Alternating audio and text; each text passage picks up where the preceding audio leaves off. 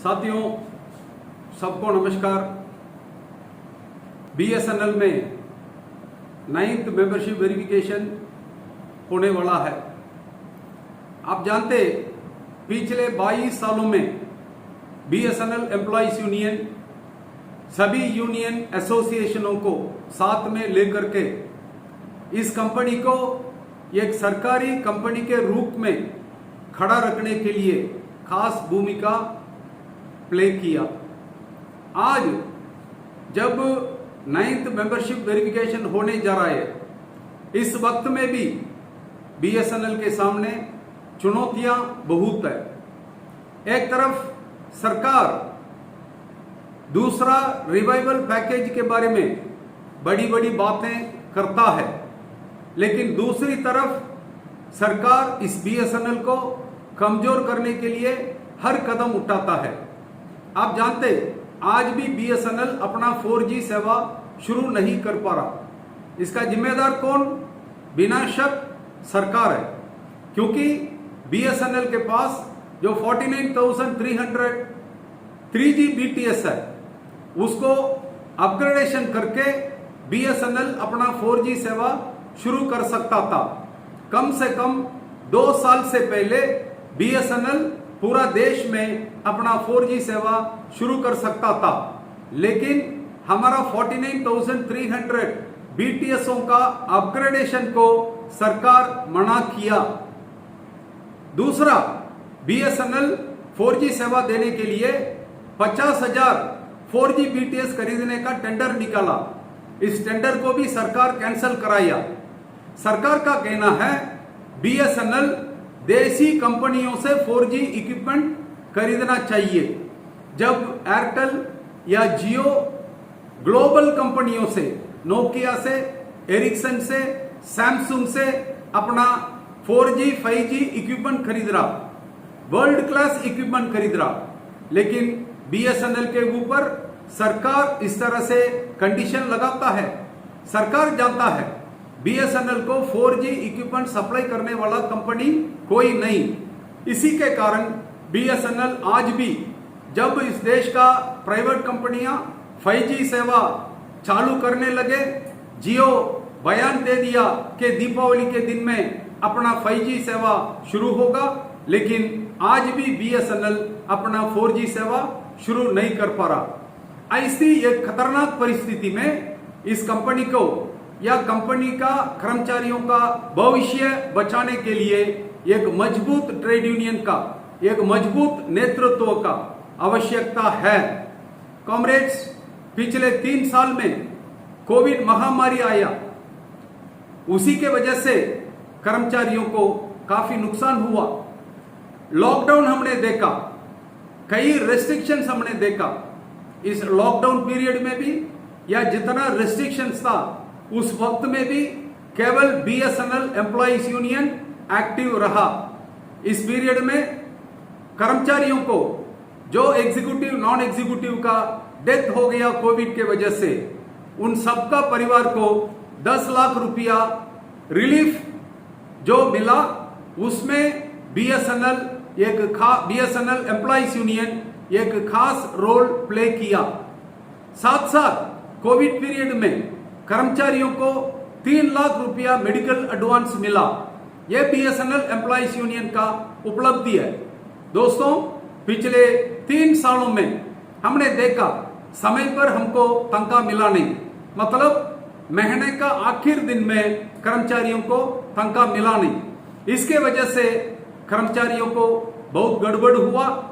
इसी मुद्दा लेकर बीएसएनएल एम्प्लॉइज यूनियन 16 बार मैनेजमेंट को चिट्ठी लिखा है। कई दफे बीएसएनएल प्रदर्शन कंडक्ट किया, धरना कंडक्ट किया, मैनेजमेंट के ऊपर दबाव डाला। अंत में एयूएबी जो ट्विटर अभियान का कॉल दिया, उसी के माध्यम से यह मामला सेटल हुआ। जनवरी 2022 से लेकर कर्मचारियों को हर महीने आखिर दिन में तनख्वाह मिल रहा है।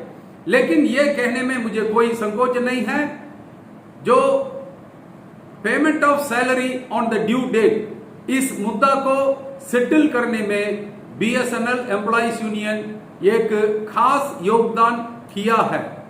वैसा कॉमरेड, इस पीरियड में सरकार कर्मचारियों का आईडीए को फ्रीजिंग किया, कोई यूनियन उस पर ध्यान दिया नहीं, केवल बीएसएनएल एम्प्लॉइज यूनियन इसके खिलाफ चिट्ठी लिखा, प्रदर्शन कंडक्ट किया, साथ साथ केरल हाईकोर्ट में बीएसएनएल एम्प्लॉइज यूनियन ये केस लगाया। केरल हाईकोर्ट ने आदेश दिया, इंटरिम ऑर्डर दिया कि आईडीए फ्रीजिंग बीएसएनएल का नॉन एग्जीक्यूटिवों के लिए लागू नहीं होगा। लेकिन उसके बाद भी हमारा बीएसएनएल मैनेजमेंट जो आईडीए अरियर्स का भुगतान नहीं किया, इसलिए बीएसएनएल एम्प्लॉइज यूनियन फिर से केरल हाईकोर्ट में एक पिटीशन फाइल किया है। हो सकता आईडीए अरियर्स और 3 महीनों के बाद या 5 महीनों के बाद मिल सकता, लेकिन केवल बीएसएनएल एम्प्लॉइज यूनियन का जो कार्रवाई के वजह से नॉन एग्जीक्यूटिवों को आईडीए अरियर्स मिलने वाला है। कॉमरेड, पिछले 3 साल में इस तरह से बीएसएनएल एम्प्लॉइज यूनियन कर्मचारियों का हित में कई कदम उठाया। यह खास बात है, restructuring of man power, VRS के माध्यम से मैनेजमेंट सरकार 80,000 कर्मचारियों को छटनी कराया। उसके बाद रिस्ट्रक्चरिंग के नाम पर हजारों पदों को सरकार एबॉलिश किया। केवल बीएसएनएल एम्प्लॉइज यूनियन इसके खिलाफ आवाज उठाया, हमने पत्र लिखे, हमने कई दफे इसके खिलाफ प्रदर्शन किए, लेकिन इसके बावजूद भी हजारों पदों का एबॉलिशन हो चुका है। बड़ी दुख की बात है, इस पीरियड में सरकार सीनियर टीओए कैडर को, एटीटी कैडर को डाइंग कैडर कर दिया। बीएसएनएल एम्प्लॉइज यूनियन का कोशिश के वजह से आज सीनियर टीओए कैडर और एटीटी कैडर दोनों जीवित कैडर है, डाइंग कैडर नहीं है। वैसा ई ऑफिस में काम कर रहे हमारा सीनियर टीओए लोग, उन लोगों को पासवर्ड नहीं मिलता था। बीएसएनएल एम्प्लॉइज यूनियन कोशिश किया, उसी के वजह से जो ई ऑफिस में काम कर रहे सीनियर टीओए वालों को पासवर्ड मिला। खास करके नॉन एग्जीक्यूटिव कर्मचारियों को एक group term insurance GTI BSNL employees union चालू कराया। ये जीटीआई अधिकारियों को लिए 2019 में चालू हो गया, लेकिन नॉन एग्जीक्यूटिवों के लिए मैनेजमेंट इसको चालू नहीं कराया। बीएसएनएल एम्प्लॉइज यूनियन कोशिश करके नॉन एग्जीक्यूटिवों के लिए भी इसको चालू कराया। इस तरह से बीएसएनएल एम्प्लॉइज यूनियन नॉन एग्जीक्यूटिवों का मुद्दों को सेटल करने के लिए बहुत कोशिश किया। वैसा एक कदम है नॉन एग्जीक्यूटिव कर्मचारियों के लिए, ये ग्रुप टर्म इंश्योरेंस आज चालू हुआ। ये बीएसएनएल एम्प्लॉइज यूनियन का मांग है। बीएसएनएल एम्प्लॉइज यूनियन मांग उठाया, मैनेजमेंट के साथ बातचीत करके आज ग्रुप मेडिकल इंश्योरेंस चालू हो चुका है। 10,000 कर्मचारी उसमें शामिल हो गए। आज बीएसएनएल एम्प्लॉइज यूनियन का मांग है कि मेडिकल इंश्योरेंस में जो कर्मचारी प्रीमियम का पेमेंट करता, कर्मचारियों को नहीं करना, कर्मचारियों की ओर से प्रीमियम को, पूरा प्रीमियम को मैनेजमेंट भुगतान करना, यह बीएसएनएल एम्प्लॉइज यूनियन का मांग है। वैसा है कर्मचारियों के लिए एक नया प्रमोशन पॉलिसी हम मांग कर रहे। आप जानते एनएफटी के जमाने में 2 ही प्रमोशन मिलता था। 16 साल के बाद पहला प्रमोशन मिलेगा, लेकिन उसमें भी एक्स्ट्रा इंक्रीमेंट नहीं था। और 26 साल के बाद दूसरा प्रमोशन मिलता था, उसमें भी एडिशनल इंक्रीमेंट नहीं था, एक्स्ट्रा इंक्रीमेंट नहीं था। 16 साल के बाद पहला प्रमोशन, 26 साल के बाद दूसरा प्रमोशन, उसी का जगह में बीएसएनएल एम्प्लॉइज यूनियन चालू कराया। 4 साल के बाद पहला प्रमोशन विद एक एक्स्ट्रा इंक्रीमेंट, और 7 साल के बाद दूसरा प्रमोशन विद एक एक्स्ट्रा इंक्रीमेंट, और 8 साल के बाद तीसरा, चौथा प्रमोशन बीएसएनएल एम्प्लॉइज यूनियन चालू कराया। हर प्रमोशन के साथ कर्मचारियों को एक इंक्रीमेंट मिला। जो एनएफटी का ओटीपीपी बीसीआर के मुकाबले जो बीएसएनएल एम्प्लॉइज यूनियन चालू कराया एनईपीपी, उसी के वजह से कर्मचारियों को काफी फायदा मिला। लेकिन बीएसएनएल एम्प्लॉइज यूनियन का कहना है एनईपीपी चालू होने के बाद 12 साल बीत गया। 12 साल में इस कंपनी का टेक्नोलॉजी में, एम्प्लॉय का स्किल में काफी बदलाव आ चुका है। इसलिए आज बीएसएनएल एम्प्लॉइज यूनियन एक नया प्रमोशन पॉलिसी का मांग कर रहा है। एक नया promotion policy BSNL employees union चालू कराएगा। कॉमरेड्स, इसी पीरियड में 30 वेज रिविजन सेटल करने के लिए बीएसएनएल एम्प्लॉइज यूनियन बाकी यूनियन एसोसिएशनों से मिलकर बहुत कोशिश किया। वेज रिविजन मामला में अब तक 3 बार हड़ताल हो चुका है। 2017 में जुलाई 27 तारीख एक हड़ताल हुआ, एक दिन का हड़ताल। उसी 2017 में दिसंबर 12-13 को 2 दिन का हड़ताल हुआ।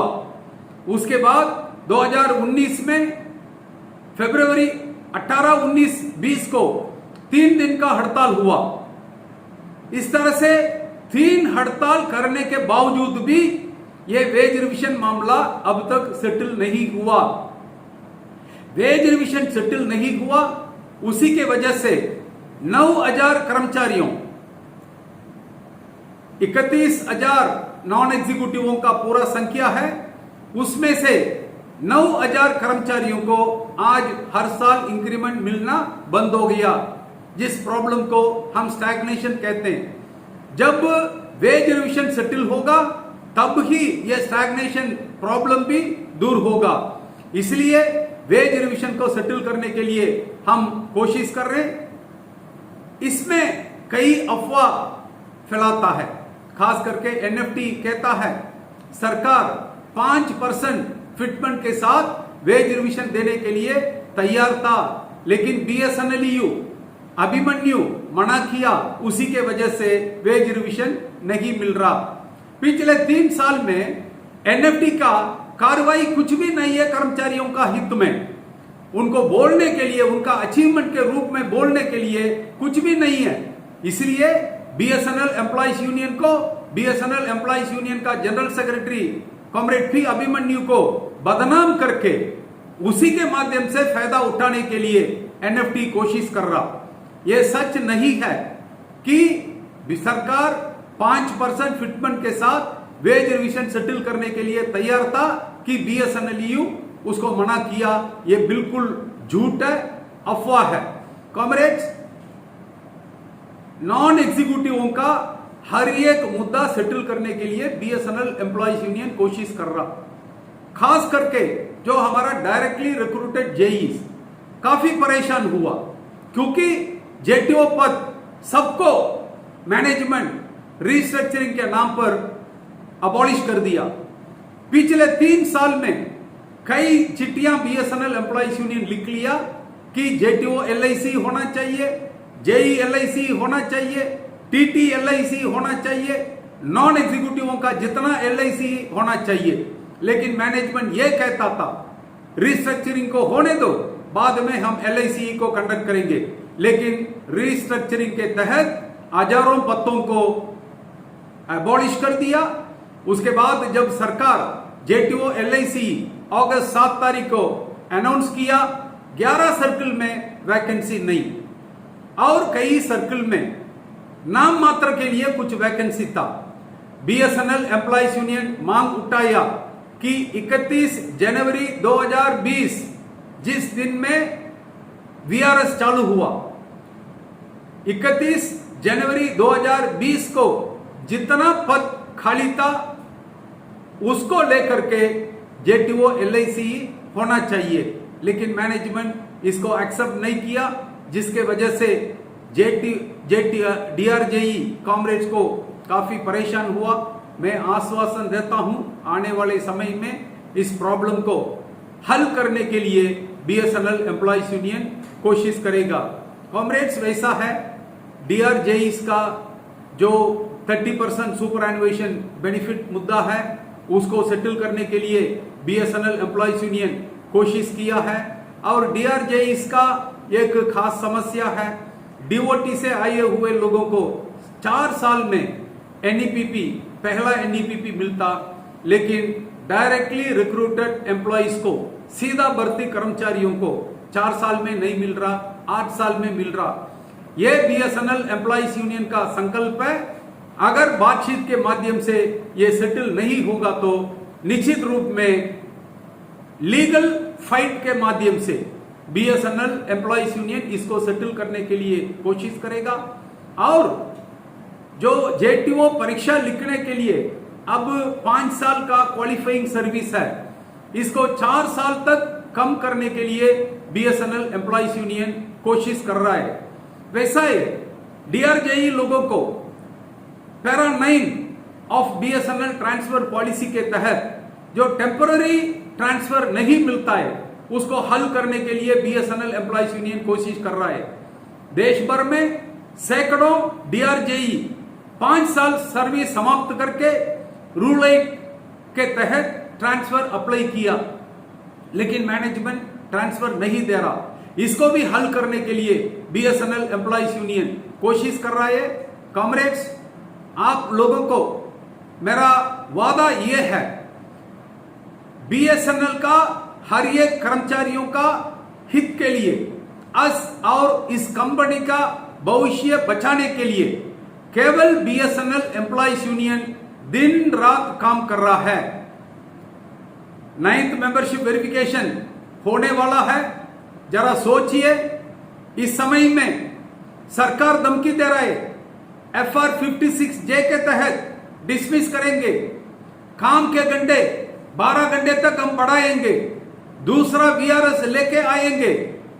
कहने में कोई संकोच नहीं है मुझे, ये सारा कर्मचारियों का खिलाफ जो सरकार मैनेजमेंट कदम उठा रहा, केवल बीएसएनएल एम्प्लॉइज यूनियन हिम्मत किया है इसको विरोध करने का। इसलिए आप सभी कॉमरेड से मेरा अनुरोध है, आने वाला चुनाव में अक्टूबर 12 तारीख होने वाला 9th मेंबरशिप वेरिफिकेशन में मोबाइल चिन्ह पर मोहर लगा के भारी संख्या में बीएसएनएल एम्प्लॉइज यूनियन को जिताइए। बीएसएनएल का एकमात्र मान्यता प्राप्त यूनियन के रूप में बीएसएनएल एम्प्लॉइज यूनियन को इलेक्ट कीजिए। धन्यवाद।